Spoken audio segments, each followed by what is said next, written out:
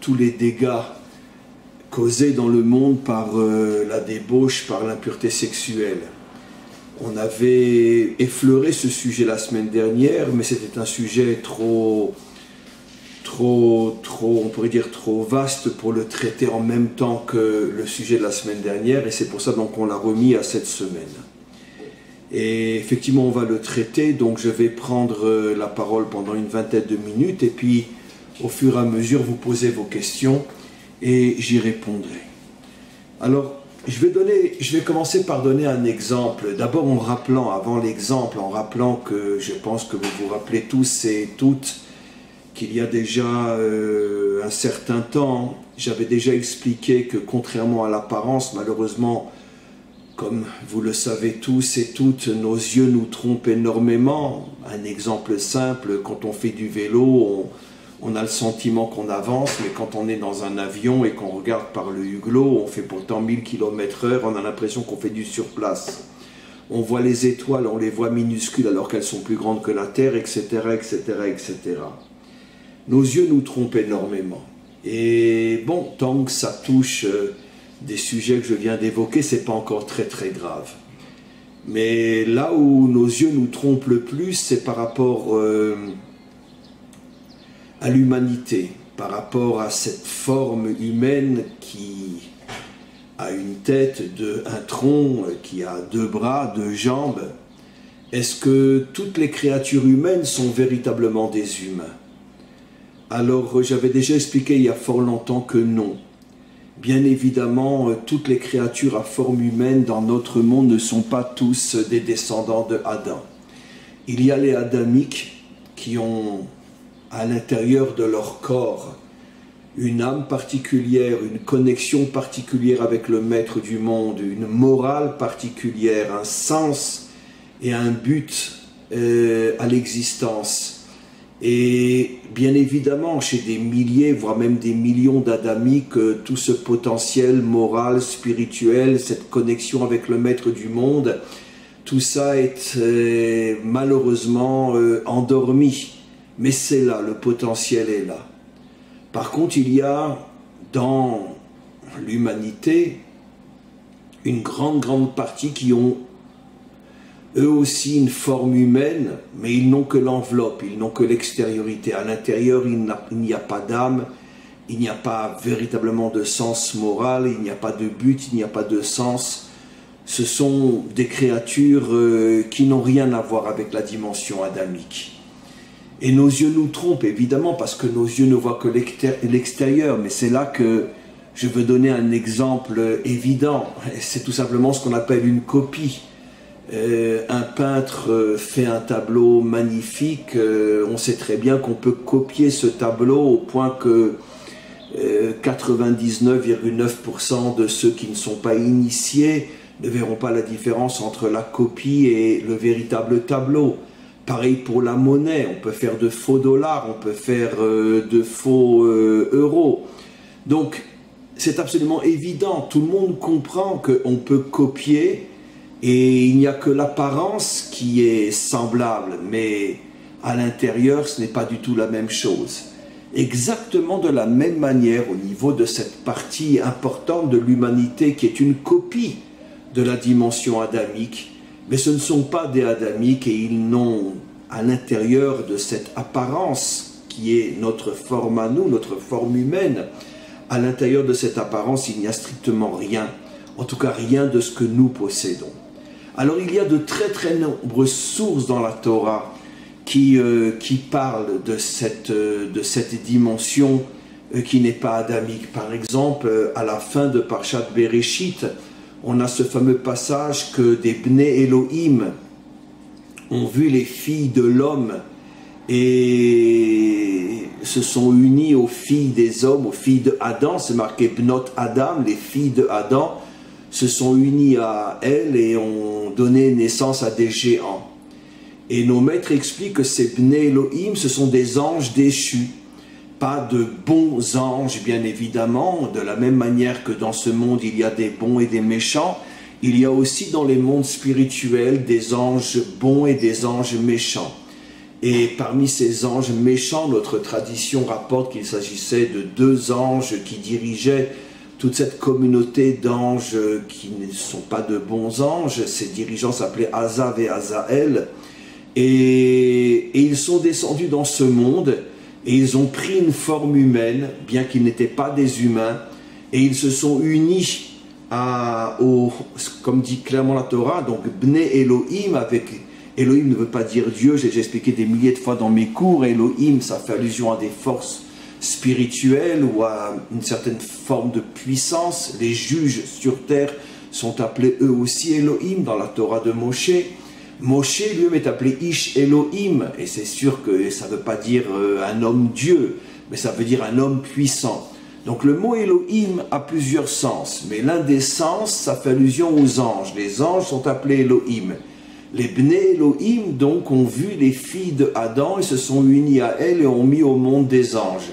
Des géants. Et nos maîtres expliquent, donc ce sont des anges déchus qui arrivés dans ce monde ont pris une forme humaine, mais ce n'étaient pas du tout des descendants de Adam, puisque ce sont des anges, ils se sont unis aux filles de Adam et ils ont mis au monde une dimension que l'on appelle dans la Torah les géants et qu'on retrouvera beaucoup plus tard aussi, justement, il y a 2 semaines dans la paracha des explorateurs, quand les explorateurs reviennent et ils disent on a vu des géants, et nos maîtres nous disent que ces géants étaient les descendants de cette première union entre des anges déchus et les filles de Adam.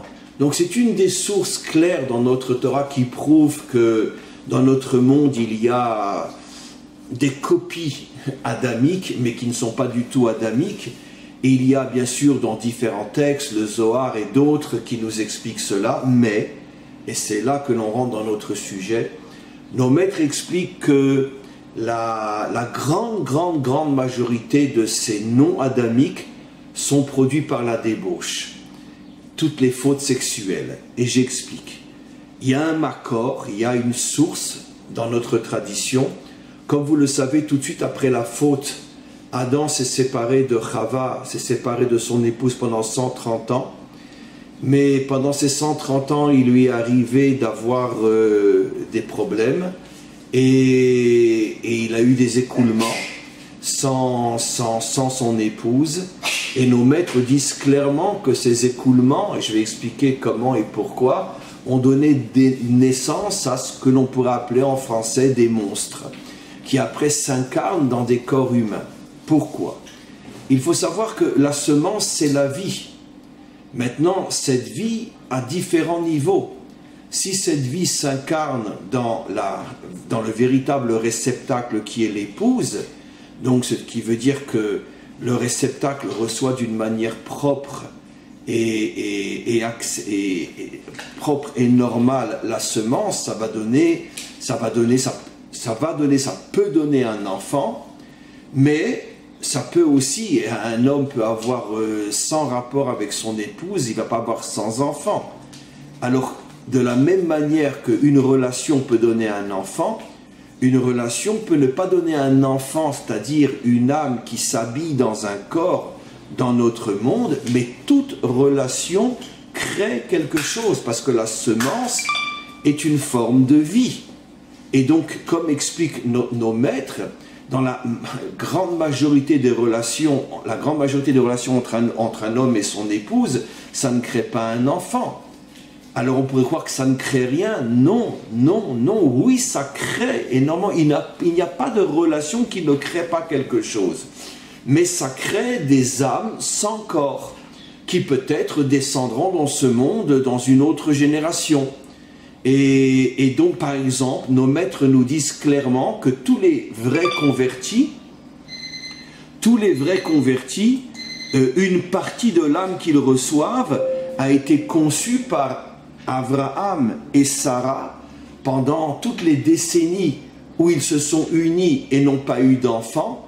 Ils ont malgré tout créé des âmes, et ces âmes descendent dans les corps des convertis, l'âme masculine chez le converti et l'âme féminine venant de Sarah chez la convertie. C'est pour ça que tout converti s'appelle, si c'est un homme, Ben Avraham, fils d'Abraham, une femme, Bat Sarah, fille de Sarah. Pourquoi? Quel est le rapport?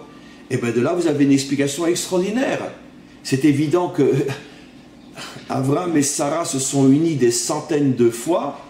Ils n'ont jamais eu d'enfants jusqu'à un âge très avancé, Yitzhak. Mais qu'est-ce qui est advenu de toutes ces relations? Eh bien, ça a créé des âmes. Et ces âmes vont descendre dans les convertis. Ce qui veut dire qu'un vrai converti a une âme très très haute qui vient de Abraham et Sarah. Et donc, pareil pour un homme et une femme normale, à chaque fois qu'ils s'unissent, ils créent une âme qui peut-être restera en haut et ne descendra jamais, mais c'est une énergie spirituelle très importante, qui a sa propre action sur notre monde et sur d'autres mondes, ou peut-être qu'un jour, cette âme descendra sur terre et s'incarnera dans un corps. Mais de toute façon, toute relation entre un homme et une femme crée quelque chose. Mais, si la relation n'est pas propre, ça veut dire avec une femme interdite, ou un homme seul, si la relation n'est pas propre, elle va aussi créer, mais elle va créer des démons, elle va créer des énergies maléfiques qui après vont descendre dans ce monde et s'incarner dans des êtres monstrueux, Hitler et d'autres. Ça veut dire Hitler avait en lui une âme monstrueuse qui avait été produite par des relations sexuelles complètement dépravées. Et donc il n'est pas du tout un descendant de Adam, il a uniquement l'aspect extérieur qui est adamique, qui est homme, mais l'aspect intérieur, c'est un véritable monstre. C'est pour ça qu'il n'a pas de morale, il n'a pas de conscience, il n'a rien. Strictement rien. C'est comme ça que l'on peut comprendre comment on voit des gens qui tuent, qui torturent. On n'arrive pas à comprendre comment c'est possible. Mais parce que, encore une fois, si en 2020, on vit encore comme un homme préhistorique et on croit que seulement ce qu'on voit est la réalité, mais alors aujourd'hui, excusez-moi, mais on est un taré mental. Même au niveau de la science, on sait aujourd'hui très bien que tout ce qu'on voit n'est que l'extériorité de l'extériorité de l'extériorité qui n'est presque qu'une illusion par rapport à la réalité vraie. Même au niveau de la science, on le sait. À combien plus forte raison quand on parle d'énergie cachée, spirituelle, positive ou négative. Donc il faut une fois pour toutes que l'on comprenne que l'habit ne fait pas du tout l'adamique. Et que l'adamique se trouve à l'intérieur de l'habit. Et qu'il y a malheureusement des dizaines, des centaines de millions, voire plus d'habits adamiques qui ne sont pas du tout des adamiques, qui sont de véritables monstres, de véritables tyrans. Alors, je ne dis pas que tous les non-adamiques sont de véritables tyrans, mais disons, ils ont le potentiel de l'être, ils ont le potentiel de suivre les tyrans, même s'ils ne le deviennent pas eux-mêmes, comme l'Allemagne nazie. C'était une génération où 90% des Allemands n'étaient pas des adamiques, c'est pour ça qu'ils ont suivi Hitler. Et donc, c'est ça le secret d'Amalek.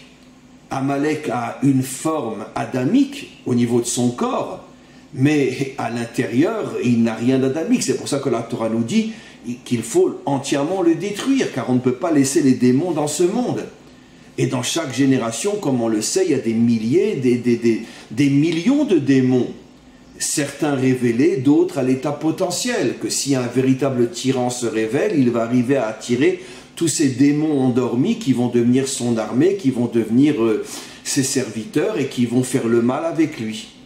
Donc ça, c'est une chose évidente. On ne doit pas avoir la moindre hésitation à reconnaître ce que j'explique. Simplement, ce que je dis, et c'est la raison pour laquelle le monde va si mal, toutes les guerres, toutes les catastrophes qui s'abattent sur le monde, l'une des causes principales, c'est l'impureté sexuelle. À chaque fois qu'un homme a une relation interdite, avec une femme interdite, soit seule, c'est sûr et certain qu'il crée à ce moment-là une énergie maléfique, une énergie monstrueuse, qui soit restera en haut et agira d'en haut sur notre monde afin de le perturber et de l'abîmer, soit pire encore, cette énergie s'incarnera dans un corps et deviendra un dictateur horrible qui tuera, détruira des millions, des centaines de milliers, voire même des millions de personnes, comme ça a été le cas de Hitler et comme c'est malheureusement le cas dans toutes les générations. Donc maintenant on comprend pourquoi la Torah insiste tellement sur la pureté sexuelle dans deux domaines essentiels. D'abord, un enfant est circoncis à l'âge de 8 jours. Le symbole est bien sûr que c'est à cet endroit-là précisément que Dieu montre qu'il veut à cet endroit-là l'alliance avec lui, puisque le mot brit, circoncision, signifie l'alliance. Alors évidemment la question idiote, mais comment Dieu veut que à cet endroit-là il y ait alliance avec lui? C'est pas l'endroit le plus noble du corps, mais la réponse vous l'avez compris, parce que si cet endroit n'est pas propre, le monde va à la catastrophe. Donc c'est comme si Hachem disait à chaque personne qui se circoncis, si tu respectes cette circoncision, si tu respectes l'alliance, le monde sera sauvé, sinon le monde va être détruit. C'est pour ça que mon alliance avec le monde passe par cet endroit-là. Le message est fabuleux. C'est comme si Hachem nous disait, rien ne détruit autant le monde que l'impureté sexuelle. De même, on sait au niveau du couple que pendant la période des règles, et encore après les règles jusqu'à ce que la femme aille au mikvé, les relations sont interdites. Parce que là aussi, il y a une forme d'impureté qui fait que s'il y a une relation sexuelle à ce moment-là, ben ce sont des enfants abîmés, voire parfois même très abîmés, qui risquent de naître.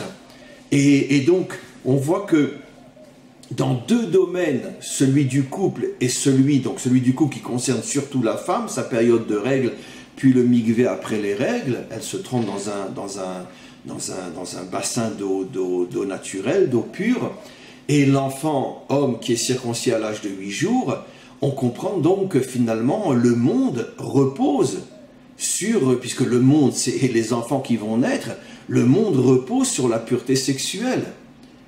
Et s'il n'y avait pas toute cette impureté sexuelle dans le monde, il n'y aurait pas de guerre, il n'y aurait pas de débauche, il n'y aurait pas de corruption, il n'y aurait pas de torture, il n'y aurait pas de monstruosité dans ce monde. À 90%, tout vient de ce problème-là. Alors un homme croit qu'il va s'amuser, ou une femme va s'amuser, et puis bon, après on tourne la page. Mais si tu savais ce que tu laisses derrière toi, tu laisses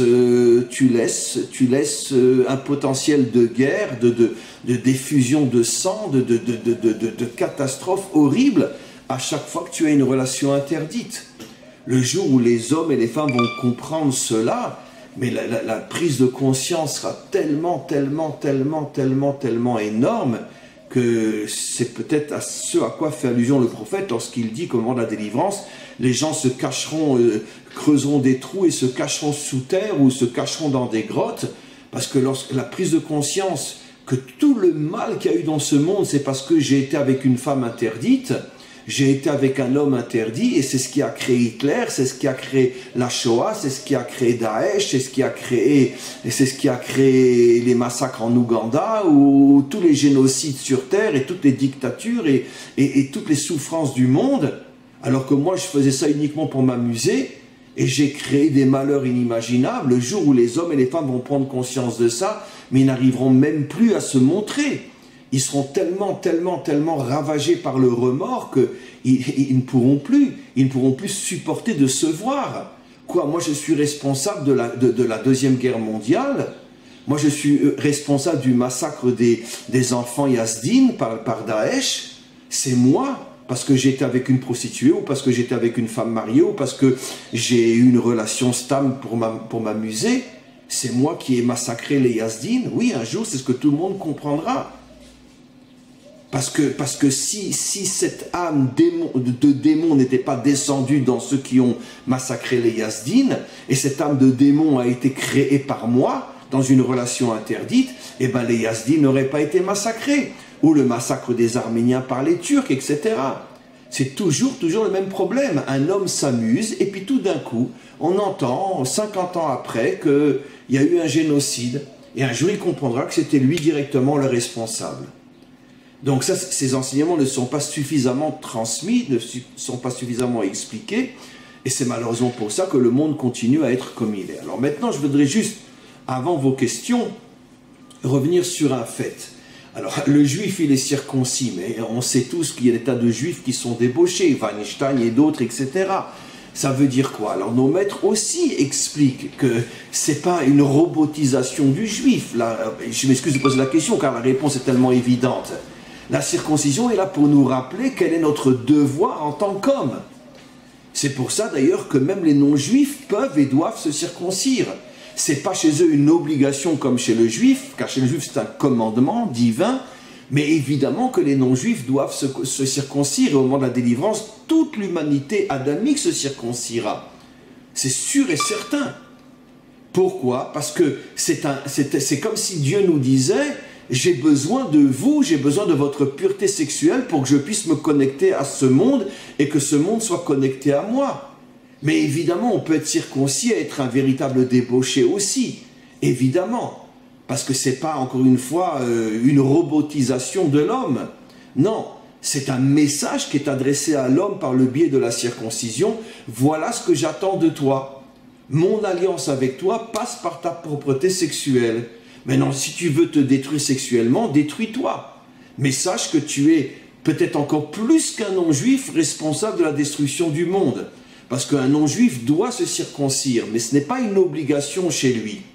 Tandis qu'Israël a été, d'une certaine manière, mis devant l'obligation de se circoncire, comme si Hachem nous disait que finalement, que le rattachement du monde à Hachem passe surtout par Israël. Donc, d'une certaine manière, un juif qui se débauche fait peut-être plus de dégâts encore qu'un non-juif qui se débauche. Et parce que le non-juif, encore une fois, n'a pas l'obligation de se circoncire, je n'ai pas dit, encore une fois, que donc il peut se débaucher, qu'à Dieu ne plaise. Parce qu'à ce niveau-là, il n'y a aucune différence. Un juif se débauche ou un non-juif se débauche, ça crée une deuxième guerre mondiale. Ça, c'est sûr et certain. Mais, malgré tout, la responsabilité est plus grande chez le juif qui, lui, a une obligation de se circoncire, et le non-juif, jusqu'à la délivrance finale, n'a pas encore cette obligation de se circoncire. Donc, vous voyez que c'est un thème qui est très, très, très peu abordé, qui est très, très peu compris, qui est très peu diffusé, mais c'est un sujet extrêmement, extrêmement important.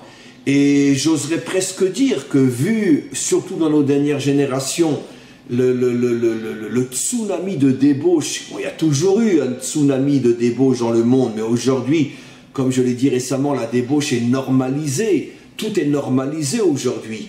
Et je suis convaincu qu'aujourd'hui, sur 7 milliards de formes humaines, la grande majorité ne sont pas adamiques, ce sont tous des produits d'axes sexuels non propres, qui font que dans ce corps ne peut pas se trouver une dimension adamique, et je suis persuadé que c'est le cas aujourd'hui. Je voudrais juste terminer en vous disant que c'est la raison profonde du déluge. Pourquoi il y a eu le déluge? Parce que, comme dit le texte lui-même, tout le monde se débauchait. Tout le monde couchait avec tout le monde, et même les hommes avec les animaux, comme la Torah le dit clairement. Ce qui veut dire que finalement, toute une génération est née qui n'était plus du tout adamique. Donc c'est pour ça qu'Hachem a détruit. Hachem n'a pas détruit la dimension adamique. Bien sûr, il y avait des adamiques, mais ils étaient peut-être 2 ou 3 ou 4 ou 5 ou 10%. Mais tous ceux qui ont été détruits, c'était des choses qui ressemblaient à Adam, mais qui n'avaient rien de adamique. Donc Dieu n'a pas détruit le monde adamique. Il a détruit un monde qui n'était plus du tout un monde adamique. Et malheureusement, qu'Hachem me pardonne, je suis de plus en plus convaincu que c'est ce vers quoi on va. Il va y avoir très prochainement un nettoyage inimaginable de toute la planète, avec une disparition qu'on ne peut même pas imaginer d'une grande partie de l'humanité, mais parce que ce ne sont pas des adamiques.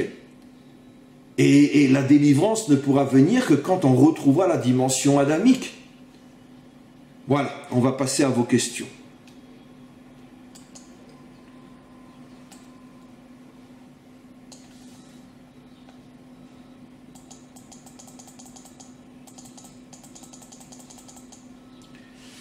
Alors, ces géants ont-ils survécu après le déluge? Alors, il y en a eu un, d'après notre tradition, monsieur S, qui a survécu. c'est le géant Og qui va être tué plus tard par Moshe. Et après le déluge, il s'est remarié, il a remis au monde des géants qui ont été vus par les explorateurs, et ça leur a fait tellement peur que c'est une des causes qui a fait qu'ils ont découragé Israël de rentrer et de conquérir la terre. Donc oui, il y a eu de toute façon, Rachi nous dit clairement, et nos maîtres, que quand dans l'arche, ce ne sont pas seulement des humains adamiques qui sont rentrés, c'est-à-dire Noé et sa famille. Il y a eu toutes les créatures qui existaient avant, il y a eu un échantillon, et Rachi va jusqu'à nous dire même des démons, ce qu'on appelle en hébreu des Shedim. Même des démons sont rentrés dans l'arche, parce que Hachem a voulu reproduire l'humanité telle qu'elle était avant le déluge, et donc des échantillons de chaque créature se sont retrouvés dans l'arche. Et aussi le roi Og, qui était un géant qui a vécu des siècles et des siècles, jusqu'à l'époque de Moshe encore.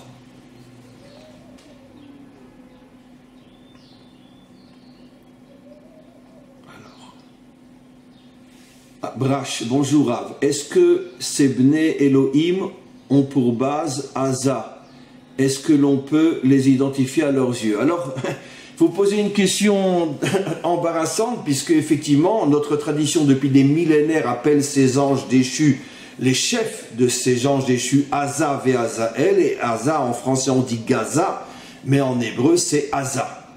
Et comme c'est marqué clairement dans la Bible, dans les prophètes, dans le livre dans Shimshon, Samson, etc., l'endroit est appelé Asa, la bande de Asa et non la bande de Gaza. Je ne sais pas pourquoi en français on a rajouté un G à la place du A. Mais c'est Asa dans toute la Torah et jusqu'à aujourd'hui en hébreu moderne. Et donc, je pense qu'il y a un lien énorme entre cette partie de la terre d'Israël, puisque cette partie appartient au territoire de Yehuda, comme on le sait, c'est marqué clairement dans la Torah de Moshe, et ces anges déchus. C'est la raison pour laquelle jusqu'à aujourd'hui ce territoire n'est toujours pas entre nos mains. Il n'a jamais été entre nos mains, même à l'époque du roi Salomon. Je pense qu'il y a une allusion comme quoi des énergies d'une puissance inimaginable se trouvent dans cette portion de la terre d'Israël, et comme pour nous faire comprendre que finalement jusqu'à la délivrance finale, les forces démentielles sont là, et même une partie de la terre d'Israël est habitée par ces démons qui d'une certaine manière, mettent en danger l'humanité tout entière, parce que tout celui qui a un minimum de cervelle dans la tête sait très bien que le conflit israélo-palestinien n'est que le haut du iceberg d'un conflit mondial entre l'islam et l'Occident tout entier. Et donc, ils se servent de nous uniquement pour voiler le véritable problème que les Occidentaux ne veulent pas comprendre, ne veulent pas voir, bien évidemment.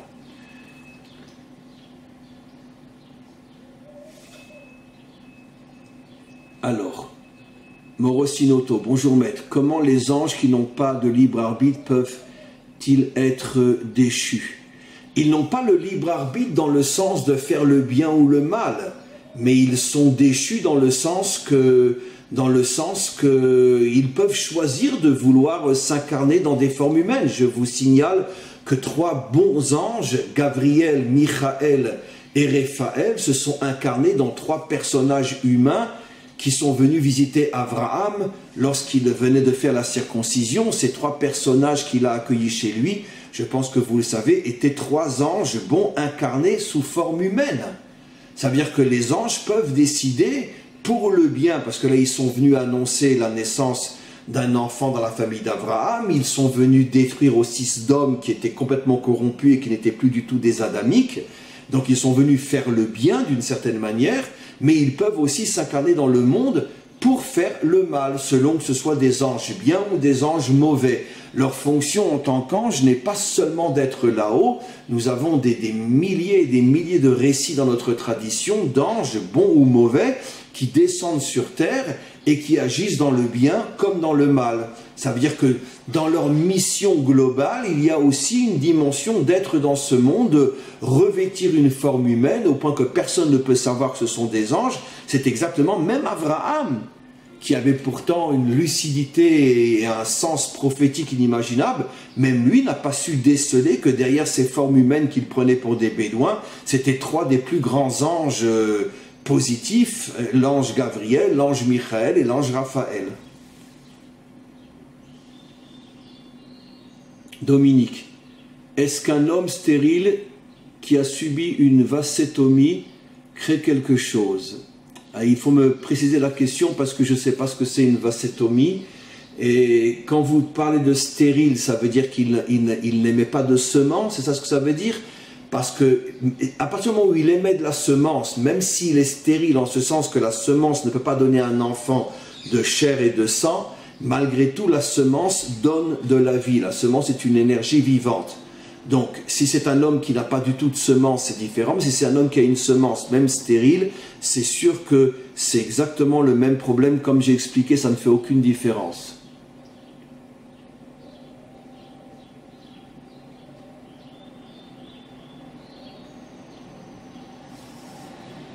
Khourni. On vit aujourd'hui ce qui est écrit dans les proverbes. Quand il n'y a pas de révélation, le peuple est sans frein. Je pense que Dieu va repenser la création car il veut que le tikkun, la réparation se fasse. Donc une purification va se faire. Donc une purification de l'humanité est nécessaire. Cela dérive des perversions sexuelles touchées directement à la production de la vie, qui est la base de l'utilisation. Oui, c'est ce que... Bon, vous l'avez peut-être écrit avant que je le dise moi-même dans mon intervention. Oui. Malheureusement, c'est la raison pour laquelle depuis le début du commencement de l'histoire, tous les X décennies, il y a de grandes catastrophes qui s'abattent sur le monde et qui purifient. Et regardez, entre la première et deuxième guerre mondiale, rien qu'au niveau des deux guerres, il y a eu plus de 70 millions de morts. Et sans compter les épidémies, la grippe espagnole, etc. Et c'est incontournable. Au bout d'un certain temps, l'impureté sexuelle a tellement dépassé toutes les normes et toutes les limites que Hachem est obligé de purifier son monde. Et c'est malheureusement ce vers quoi on va maintenant. Et je pense que cette purification, qui sera, j'espère, la dernière avant la délivrance finale, va, elle, être beaucoup plus terrible que toutes celles que l'on a connues jusqu'à présent, parce que jamais la débauche sexuelle n'a atteint des niveaux de normalisation et de légalisation comme dans notre génération aujourd'hui.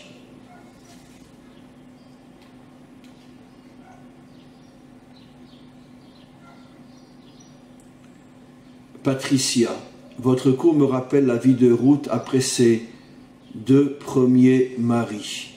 Précisez, Patricia, parce que je n'ai pas très bien compris. Précisez. Espinoza, bonjour Rav, je voulais vous demander pourquoi est-ce si grave qu'un homme célibataire fasse cela, Zera les Batala. Aussi, la lecture du Tikkun HaKlali de Rabbi Nachman explique-t-elle ce péché? Non, absolument pas. Au niveau de la débauche sexuelle, aussi incroyable que ce soit, le plus haut niveau de gravité, c'est quand un homme sort sa semence seul. C'est pire encore que d'aller avec une prostituée ou une femme interdite. Alors, pourquoi? C'est trop compliqué à expliquer. Mais le Zohar dit clairement que la teshuva, la réparation est pratiquement impossible. Si un homme a pris l'habitude de faire ça seul, c'est pratiquement impossible qu'il arrive à faire teshuva. Il aura toujours des dégâts en lui qui font que seulement après la mort et quantité de réparation au niveau de l'âme après qu'elle ait quitté le corps, il pourra se nettoyer de tout ce qu'il a fait. Donc c'est considéré comme étant le plus haut degré de perversion sexuelle, le fait de le faire seul, et malheureusement, comme on le sait, il y a beaucoup plus d'hommes qui le font seuls que d'aller avec des femmes interdites, ou qui font les deux en même temps. Mais ça, c'est une des causes les plus terribles de la naissance de tous les monstres qu'il y a dans l'histoire. Maintenant, et vous demandez, est-ce que le Tikkun HaKlali, les fameux 10 psaumes que Rabbi Nachman nous demande de lire, alors ça répare si on fait une teshuva sincère. Ça veut dire que si l'homme prend sur lui qu'à partir du moment où il lit le Tikkun HaKlali, il ne faudra plus jamais dans ce domaine, alors évidemment que ça répare. Mais si un homme sort sa semence seul ou va avec une femme interdite et après il lit le psaume, mais qu'il a l'intention de recommencer après, c'est évident que ça ne sert strictement à rien, ça ne répare rien du tout.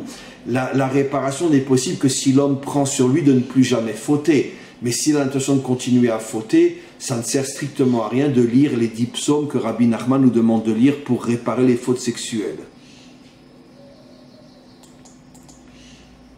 Avec mon épouse et moi-même, nous sentons une âme juive, donc fils et fille d'Abraham et Sarah. Mais notre conversion n'aboutit pas. Qu'en pensez-vous? Il faudrait que vous m'écriviez en privé, parce que ça j'ai besoin... Écrivez-moi en privé si vous avez mon WhatsApp, mon numéro de téléphone. Il faut faire 00972. Après, si vous êtes en France, après c'est le 53 708 53 53. Mon numéro ici en Israël, c'est 053 708 53 53.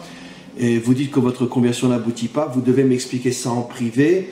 Peut-être vous l'avez déjà fait, mais je ne m'en souviens plus. Et pour qu'on puisse être en contact et que je puisse vous donner des conseils. Alors on continue. En USA, par exemple, la dérive sexuelle est permise et protégée par la loi, comme en France, comme en Europe. Liberté de vie sexuelle et son orientation, donc Dieu en a marre. Oui, c'est absolument évident que c'est pour la raison pour laquelle, encore une fois, il suffit, et c'est pas une question d'être croyant ou pas croyant, il suffit d'être historien, enfin de connaître l'histoire ou pas. On voit que toute l'histoire est parsemée, toutes les quelques décennies de génocides inimaginables. Nos maîtres nous révèlent la cause, c'est ce que j'ai expliqué, et on va vers une grande catastrophe, parce qu'aujourd'hui, la majorité sur les 7 milliards de formes humaines ne sont pas des adamiques. Donc Hachem est obligé de nettoyer son monde. Et c'est comme j'ai expliqué, c'est la raison fondamentale, la différence entre notre génération et les précédentes. Je ne dis pas qu'il y a plus de débauche aujourd'hui, mais par contre, elle est normalisée. Et il y a 200 ans, l'adultère n'était pas légal. Aujourd'hui, il est totalement légal. Un homme n'a pas le droit de gifler ni son épouse, ni son amant, même s'il les prend ensemble dans la chambre, s'il est revenu à un moment où sa femme ne s'y attend pas. À plus forte raison de les tuer. Il y a 100 ans ou 200 ans, ça m'étonnerait qu'on aurait condamné quelqu'un qui aurait tué l'amant de sa femme s'il peut prouver qu'il les a surpris dans la chambre au moment où il rentrait chez lui. Mais aujourd'hui, il peut faire la prison à perpétuité. Et donc, aujourd'hui, tout est normalisé. Il n'y a plus aucun problème. Et c'est pour ça que la prochaine catastrophe qui va s'abattre sur l'humanité sera beaucoup plus grande que toutes celles qui ont précédé.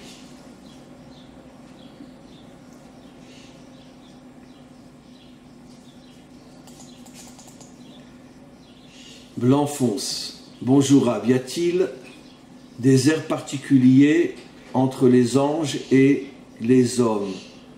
Où commence la hiérarchie entre nous, humains, et Hachem? Des guerres particulières, j'ai pas bien compris la question, il manque un mot, une lettre, il faut reposer la question, je n'ai pas bien compris. Excusez-moi. Yael. Bonjour Rav, aujourd'hui plus que jamais personne n'est capable de comprendre les desseins de Dieu et pourtant de nombreuses théories émergent. Chacun essaye de donner une explication. Merci pour tous vos enseignements. Je suis 100% d'accord avec vous que de toute façon, le verset lui-même le dit. Mes pensées ne sont pas les vôtres, mes actions ne sont pas les vôtres. Évidemment que personne ne peut comprendre réellement Hachem. Mais malgré tout, je n'ai pas essayé d'interpréter. Je n'ai fait que répéter ce que nos maîtres nous disent lorsqu'ils expliquent depuis des millénaires que toutes les catastrophes qui s'abattent sur le monde, 80% des causes sont les fautes sexuelles. Et donc, j'ai expliqué pourquoi. Donc, il est absolument évident que chaque personne qui fait teshuva à ce niveau-là devient un véritable héros de la reconstruction du monde, et chaque personne qui continue à fauter devient un véritable démon de la destruction du monde.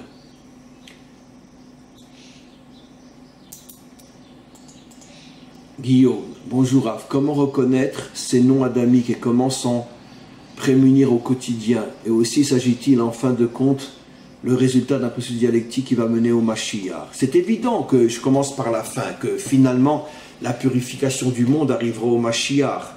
c'est évident. Maintenant, comment reconnaître un non-adamique, c'est très compliqué. Si c'est un non-adamique révélé, comme Hitler, comme tous les monstres qui ont détruit le monde, ça c'est facile.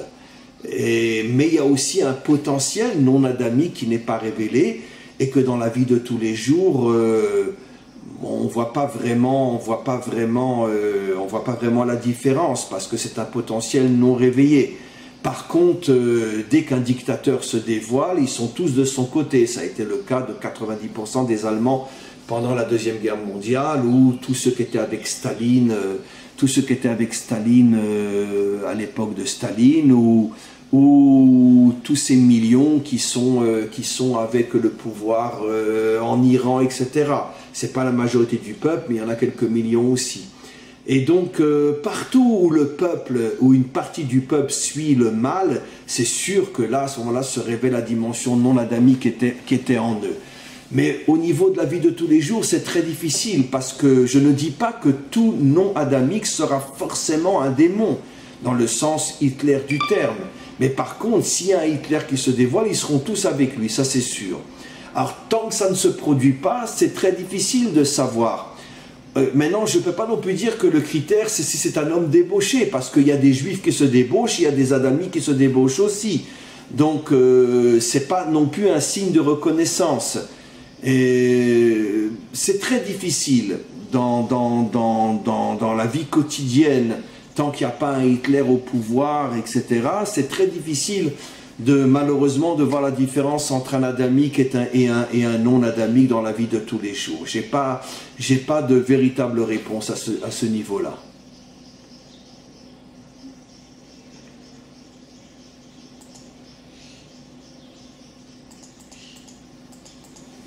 Steve, bonjour maître. Rien à voir avec le cours, mais pouvez-vous parler du phénomène d'e-book? Le d'e-book, c'est une forme justement d'apparition d'une énergie négative, mais sauf que c'est une énergie qui n'est pas forcément incarnée dans un corps. Le d'e-book est une tradition dans notre peuple où on a des milliers de témoignages de gens qui ont vu tout d'un coup se dévoiler devant eux une forme monstrueuse mais spirituelle qu'on appelle le d'e-book, mais qui n'est pas incarné dans un corps, qui est la confirmation de tout ce que je dis. C'est-à-dire qu'eux, ils ont été capables de voir la dimension spirituelle de cette énergie démentielle, avant qu'elle ne s'incarne dans un corps. Et c'est ça le phénomène du d'e-book, parce que cette énergie, comme l'âme, existe avant de rentrer dans un corps. Après, quand elle rentre dans un corps, on ne voit plus, puisque le corps, justement, cache l'énergie négative qui se trouve en elle, comme un adamique, on ne voit pas son âme. Alors, vous avez parlé des hommes qui font cela seuls. Qu'en est-il pour les femmes? La femme, c'est aussi une très grave faute. Le problème, c'est que, si je ne me trompe pas, il n'y a pas de semence qui sort, il n'y a pas de semence qui se perd. Donc, c'est moins grave. Une femme qui se débauche est aussi grave qu'un homme qui se débauche. Mais au niveau de le faire seul, l'homme perd sa semence, ça veut dire qu'il la sort, et cette semence se transforme en énergie négative. Au niveau de la femme, il y a une émission de semence, mais qui reste à l'intérieur, donc elle est moins perdue, moins salie, si vous voulez, qu'au niveau de l'homme. Donc la faute est grave, mais elle est moins grave que chez l'homme. C'est pour ça que nos maîtres nous disent que le plus haut niveau de perversion sexuelle, c'est le cas de l'homme qui le fait seul, c'est pire encore qu'aller avec une femme interdite. Mais encore une fois, c'est sûr que pour la femme, c'est une interdiction très grave aussi, mais dont les conséquences sont moins graves qu'au niveau de l'homme. Patricia, le rappel de la vie de Ruth est par rapport à la perte de semences de ses deux premiers maris. Enfin, la lignée du Mashiach est arrivée avec Boaz le troisième. Oui, parce que enfin, ce n'est pas les deux premiers, c'est le premier mari de Ruth, effectivement, qui d'une certaine manière a été avec une femme interdite, puisqu'elle n'était pas encore convertie. Elle était non juive, il était juif, donc automatiquement il y avait une interdiction au niveau de la relation sexuelle. C'est pour ça qu'il est mort. Il est mort très jeune, Hachem l'a puni justement. Et après elle a fait une teshuva, elle était non juive, donc elle ne se rendait pas compte de la gravité des choses. Elle n'avait pas de problème, elle était amoureuse de cet homme-là, elle ne voyait pas du tout le problème. Donc, mais après, elle a pris conscience, après la mort de son mari, qu'elle n'aurait jamais dû être avec cet homme-là sans se convertir. Et c'est pour ça qu'après, elle a décidé de se convertir, elle a fait une teshuva inimaginable et elle est devenue l'une des femmes les plus saintes, les plus extraordinaires de toute l'histoire de notre peuple, puisque c'est elle qui va engendrer toute la lignée du Mashiach.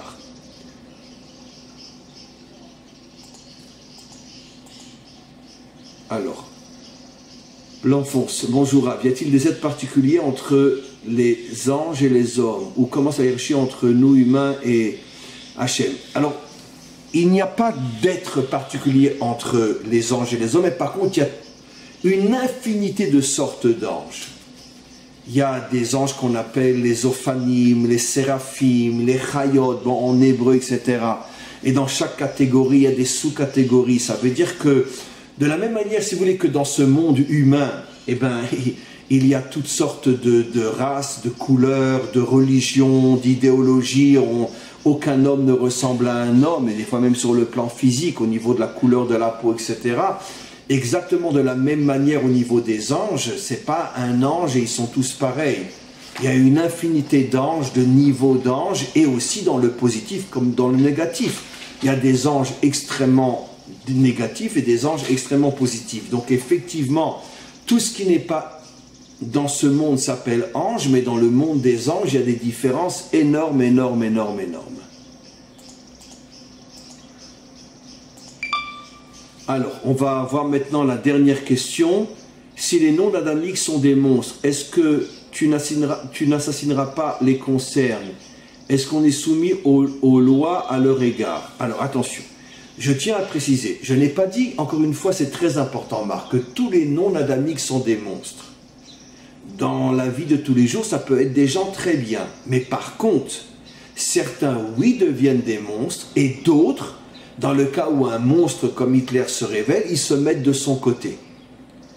Mais quand il n'y a pas un monstre qui se révèle, et donc il n'y a pas lieu de se mettre de son côté, dans la vie de tous les jours, ça peut être des gens, bon, ça sera bien sûr pas des gens exceptionnels sur le plan moral et spirituel, mais des gens plus ou moins standards. Donc à partir du moment où dans la vie de tous les jours, ce sont des gens plus ou moins standards, bien évidemment que toutes les lois concernant tu ne tueras point, etc., tu respecteras l'autre, tu aimeras ton prochain comme toi-même, ça les concerne aussi. De la même manière qu'il est absolument interdit de tuer gratuitement un animal. On n'a pas le droit dans la Torah de tuer un animal. À combien plus forte raison une créature à forme humaine qui se comporte normalement et qui ne fait de mal à personne.